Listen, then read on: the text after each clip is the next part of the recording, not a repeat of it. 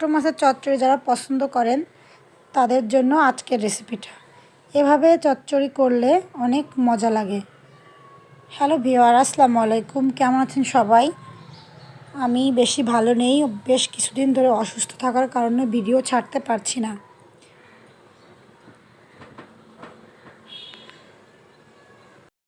এখন একটা কড়াইয়ে তেল দিয়ে পেঁয়াজ মরিচ দিয়ে দিব। পেঁয়াজ মরিচ হালকা একটু ভাজা হয়ে গেলে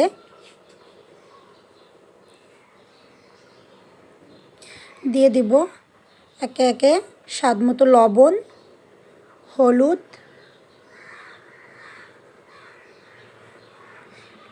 দেওয়ার পরে হালকা একটু নেড়ে দিয়ে দিব সামান্য পরিমাণে পানি। আগে থেকে বেগুন এভাবে কেটে রেখেছিলাম।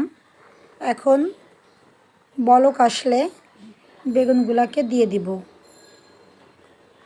আমি আগে থেকে বেগুনগুলো দেইনি।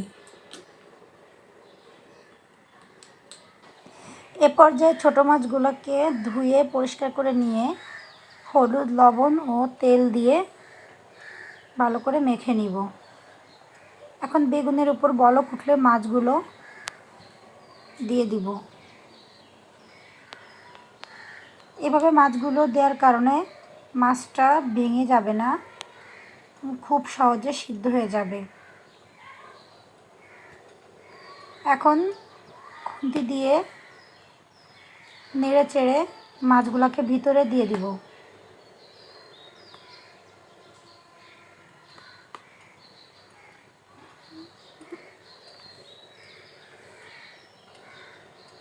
আমার ছোটো মাছের চচ্চড়িটা হয়ে গিয়েছে। কিছুক্ষণ পরে আমি চচ্চড়িটা নামিয়ে নিব। হ্যালো ভিউয়ার, আমার রেসিপি যদি আপনাদের কাছে ভালো লেগে থাকে তাহলে অবশ্যই আমার পেজটাকে সাবস্ক্রাইব করবেন, আমার পাশে থাকবেন।